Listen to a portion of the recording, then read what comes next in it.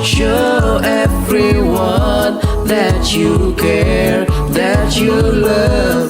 'Cause Allah will always be with you, guiding your heart when you're sad, when you're glad, and wherever you are. It's time for you to change your life. Show everyone that you care, that you love. 'Cause Allah will always be with you, guiding your heart when you're sad, when you're glad, and wherever you are, and wherever you are, and wherever you are.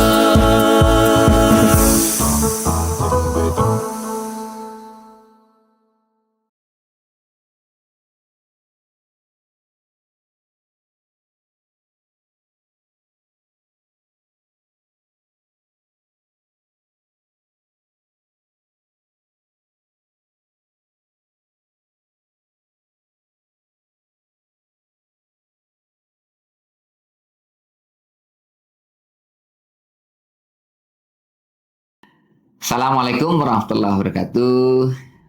Ayah bunda sekalian, berjumpa kembali di episode kedua kelas parenting intensif.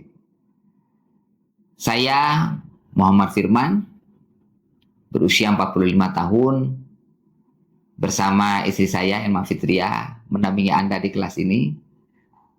Sebagai orang tua dari 6 orang anak, sehari-hari saya bertugas sebagai pembina Sekolah Alam Yogyakarta, secara profesional menjalankan peran sebagai praktisi talent mapping. Dan alhamdulillah telah berkecimpung dalam dunia pembinaan remaja sejak tahun 98. Jadi sudah hampir 30 tahun di dalam dunia remaja.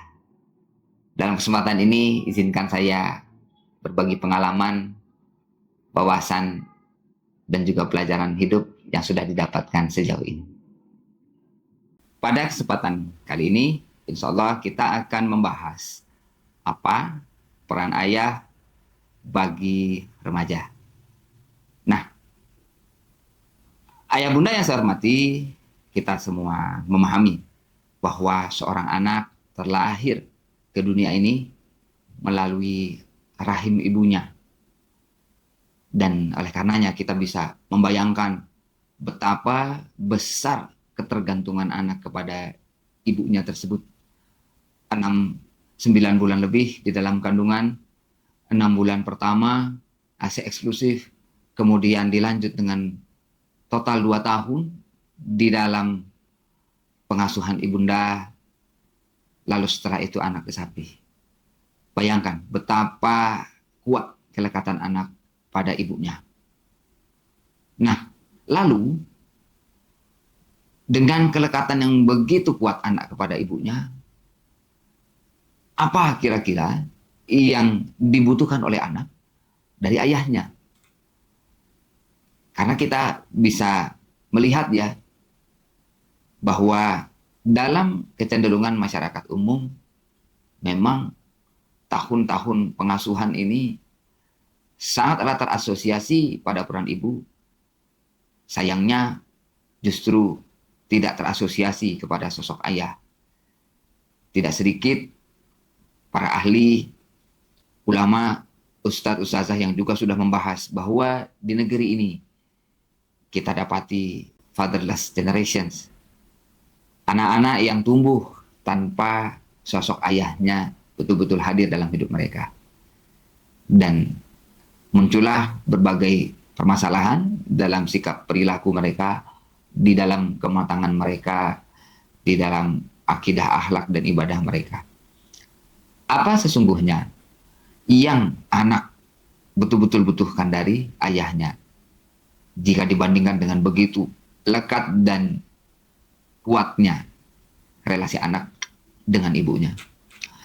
Untuk menjawab pertanyaan tersebut, ayah bunda sekalian, mari kita lihat dari sisi lain. Bahwa bagi umat manusia, ketika Allah ingin memberikan petunjuk, risalah, bimbingan kehidupan, Allah mengantarkannya, menghadirkan di tengah peradaban manusia melalui sosok Nabi dan Rasul yang kesemuanya adalah seorang laki-laki. Maka dari situlah kita bisa melihat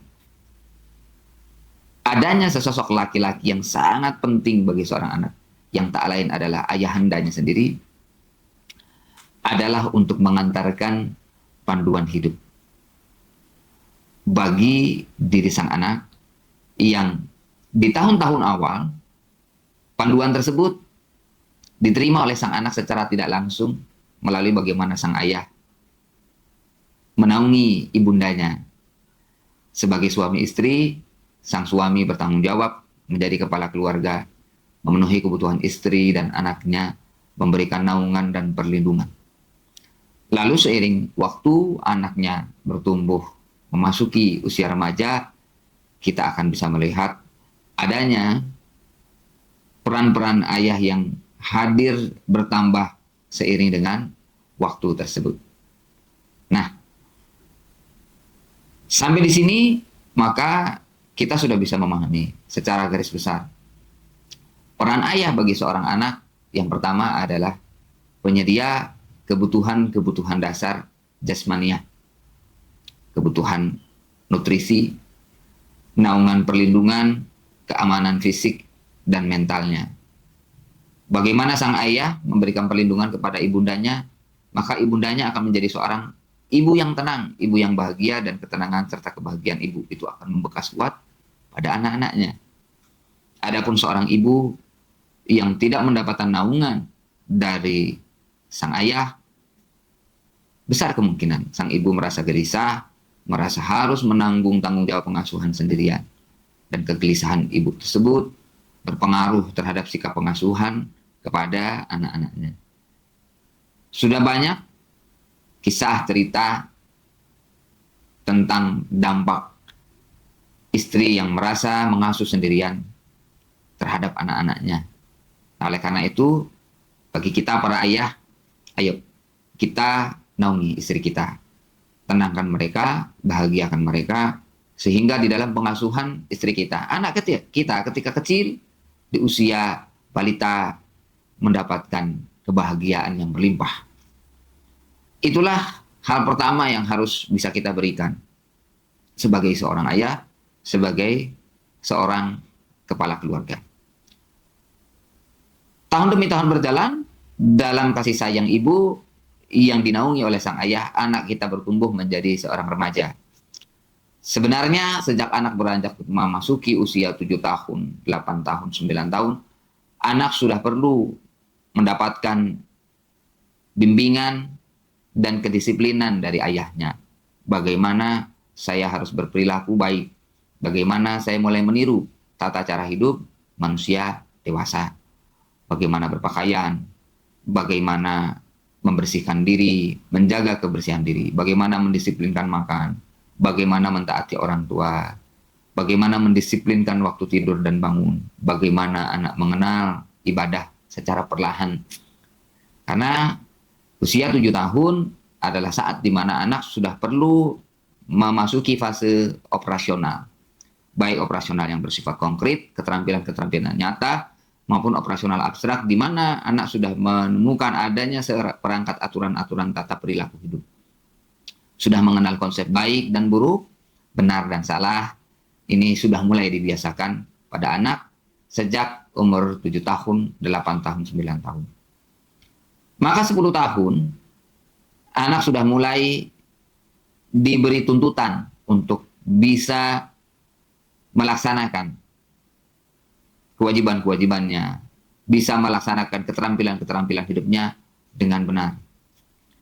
Jika dia masih enggan, orang tua dalam hal ini ayah sudah perlu memberikan penekanan bahwa hal-hal yang dia harus lakukan memang itu adalah kewajiban.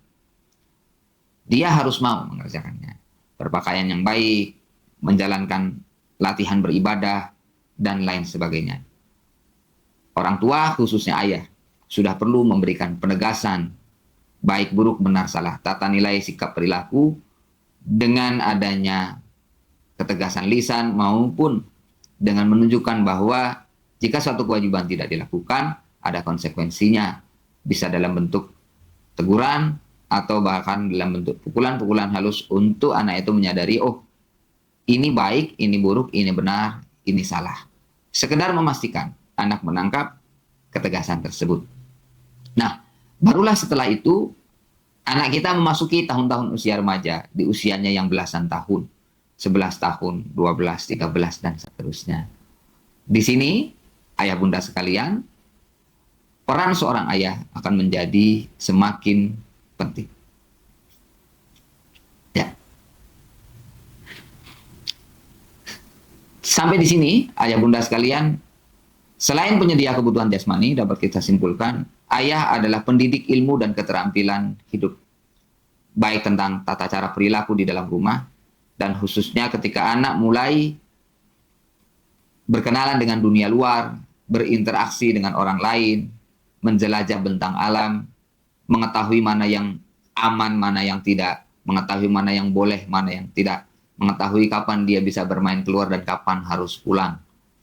Ilmu dan keterampilan hidup ini mesti dipastikan oleh seorang ayah bahwa anaknya memang betul-betul memiliki. Tentunya akan ada detail-detail ilmu serta keterampilan hidup yang juga anak dapatkan dari ibundanya. Ini sesuatu yang saling melengkapi. Namun yang memantau perkembangan ini sudah seharusnya adalah sang ayah. Sang ayahlah yang menetapkan standar-standar capaian dari pendidikan anak. Lalu ayah juga yang memantau ketercapaiannya. Seiring anak memasuki usia belasan tahun, anak mulai bersiap memasuki fase akhir balik. Di sana, orang tua, khususnya ayahandanya, harus membangkitkan panggilan kedewasaan di dalam diri anak. Ayo nak, kuatkan dirimu, jadilah pribadi yang mampu dewasa. Latih daya juangmu, seperti daya juang manusia-manusia dewasa. Kenali dirimu, lalu mampulah mengelola dirimu, mengelola pikiran, mengelola perasaan, mengelola keinginan, mengelola amarah, dan lain sebagainya. Anak dilatih mengenal dirinya, mengenal pikiran, perasaan, dan perilakunya, serta mengarahkan perilaku tersebut agar sesuai dengan tata norma perilaku, sesuai dengan adab yang harus dia miliki. Di sini ayah melatih sikap adab anak sehingga bisa semakin mendekati kualitas manusia dewasa. Akan ada saat anak kita mulai berhadapan dengan konflik dengan kakak adiknya.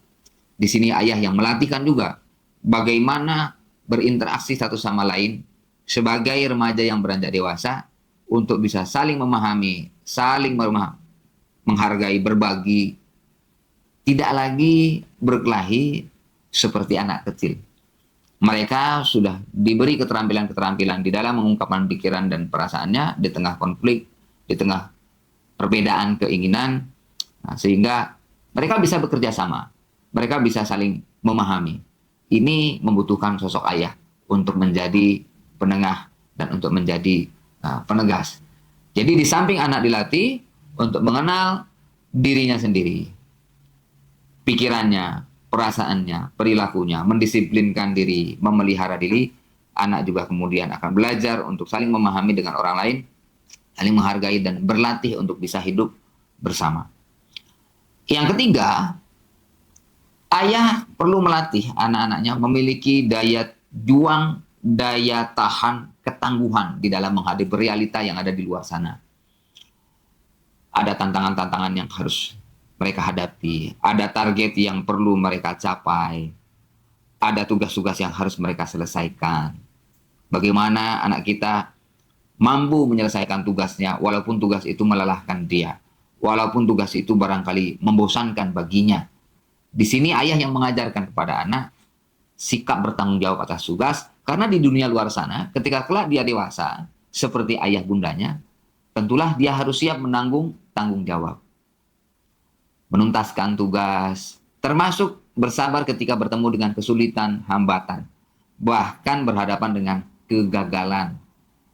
Barangkali dia berhadapan juga dengan kompetisi, gangguan, tantangan dari teman-temannya atau dari orang-orang lain yang memang bermaksud buruk kepadanya. Faktanya kita harus menyiapkan anak kita menghadapi hal-hal yang seperti itu di luar sana. Pada usia remaja itu semua sudah akan mendatanginya. Disinilah penting ayah sebagai pelatih ketangguhan anak-anak kita. Tangguh secara mental, dan yang lebih penting lagi adalah tangguh secara prinsip moral dan spiritual. Bagaimana ayah memberikan keteladanan. Ya, bagaimana ayah memberikan keteladanan bahwa begini loh prinsip hidup kita, dan dengan sikap-sikap seperti ini kita mempertahankan prinsip di tengah perbedaan sikap dan kecenderungan yang ada di luar sana. Pahami ayah bunda sekalian, di usia remaja, tarikan, ajakan, berbagai macam gaya hidup dan selera akan menghampiri anak-anak kita.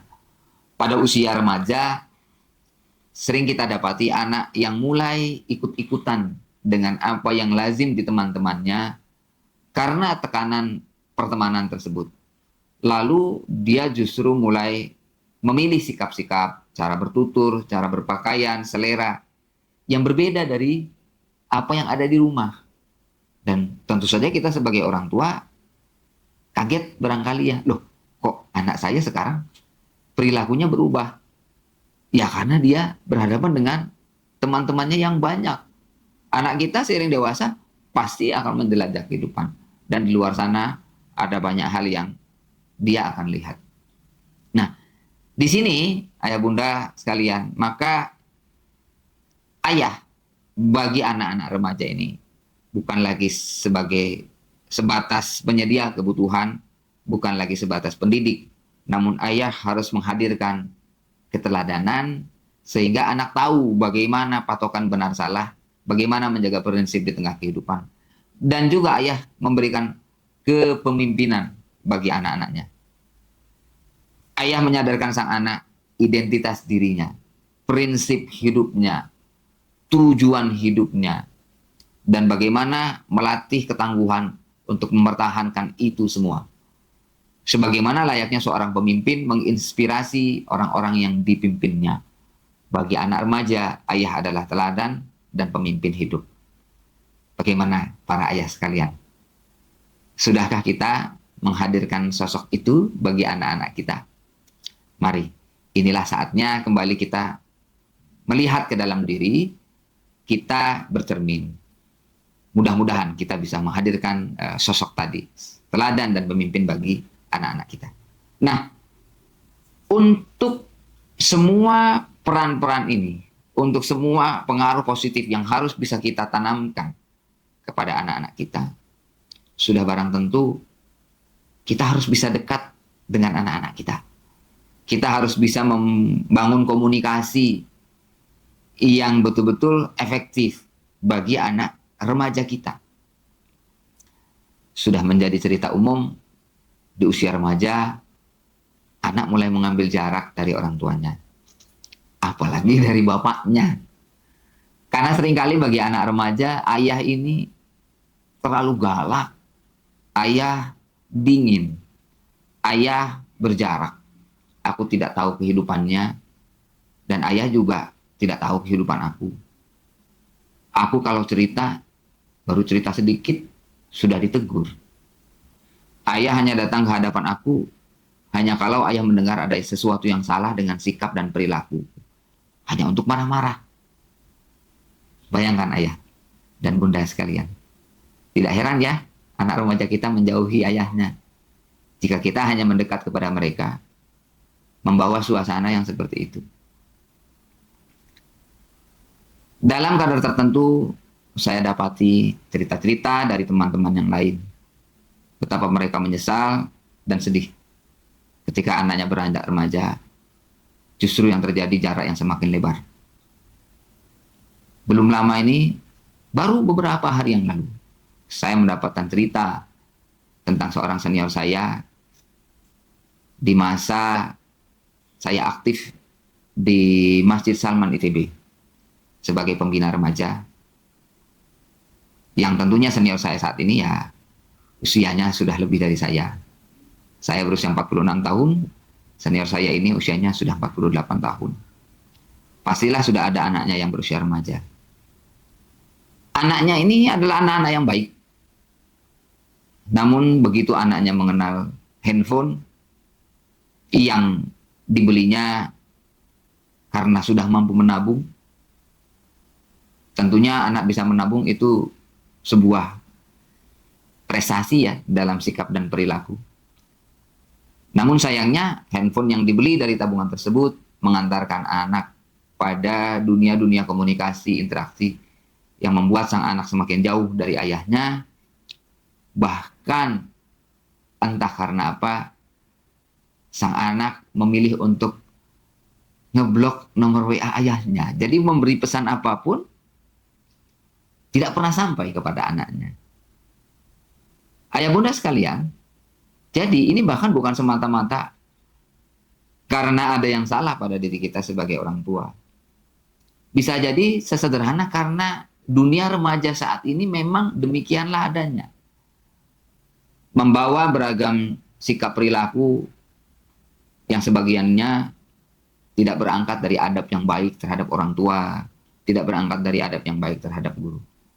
Anak kita yang susah payah kita didik baik sekalipun bisa saja pada satu kesempatan meniru sesuatu yang kurang baik. Itu bisa terjadi. Bagaimana ayah bunda kita menghadapi itu semua? Ya.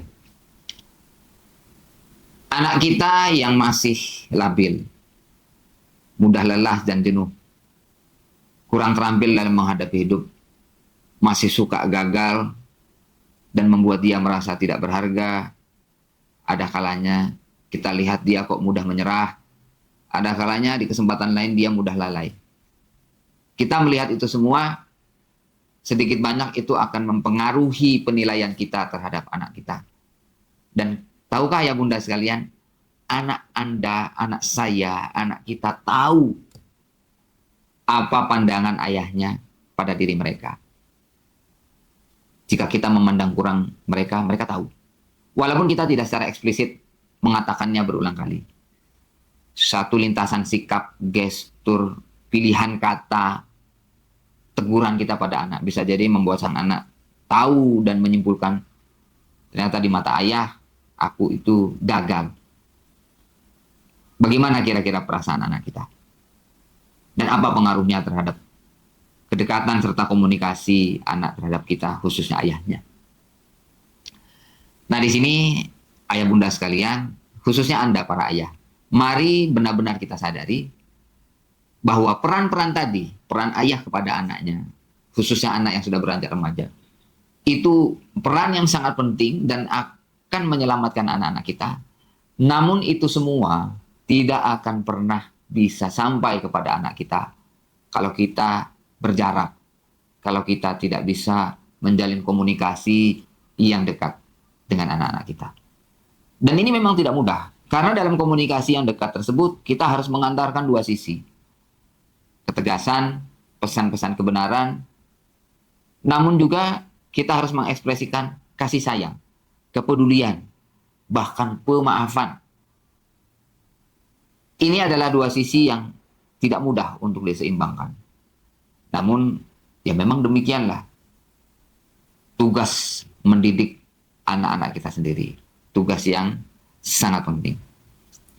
Nah, ayah, bunda sekalian, tentunya ini akan dipengaruhi juga oleh karakter dan pembawaan diri kita masing-masing.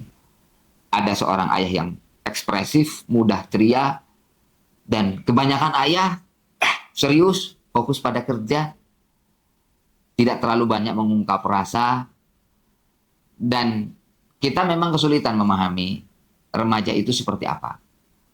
Karena ada kalanya dia tampak seperti anak-anak, ada kalanya dia ingin diakui sebagai seorang manusia dewasa.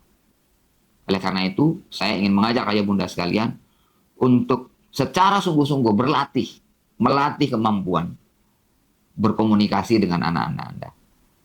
Apalagi kalau anak Anda tidak hanya satu. Kepada anak Anda yang usia 15 tahun, bagaimana berkomunikasi. Kepada anak Anda yang 10 tahun, bagaimana kita harus berkomunikasi. Kepada anak kita yang masih berumur 5 tahun, bagaimana pola komunikasinya. Dan itu kita lakukan secara bersamaan. Memang tentunya tidak mudah. Dan oleh karena itu, mari kita kembali periksa bagaimana komitmen kita untuk betul-betul melatih diri. Dan ya di sini, semoga kelas ini betul-betul bisa membantu Anda memaksimalkan dan meningkatkan kemampuan kita. Demikian, Ayah Bunda yang kami hormati, terima kasih atas kebersamaannya di kelas Parenting Intensif batch pertama ini. Semoga seluruh episode yang tersaji bagi Anda bisa bermanfaat. Kami dengan segala hormat dan segala rasa terima kasih menghaturkan rasa bahagia atas kebersamaan ini. Insya Allah kita berjumpa di kelas-kelas berikutnya. Assalamualaikum warahmatullahi wabarakatuh. Don't worry about the doubts that cloud your mind. Don't worry about the peace you cannot find. Don't worry about the dreams that seem too far. Don't worry about the nights without a star. Don't worry about the steps you've yet to take. Don't worry about your heart, it will not break. He always makes the bad days go away. I raise my hands and say Subhanallah, Subhanallah. He even turns my dark nights into day. I raise my hands and say Subhanallah, Subhanallah. Don't worry about the storms that shake your soul. Don't worry about the nights that take their toll. Don't worry about the world and all its lies. Don't worry about the truth that never dies. He always makes the bad days go away. I raise my hands and say Subhanallah, Subhanallah. He even turns my dark nights into day. I raise my hands and say Subhanallah, Subhanallah.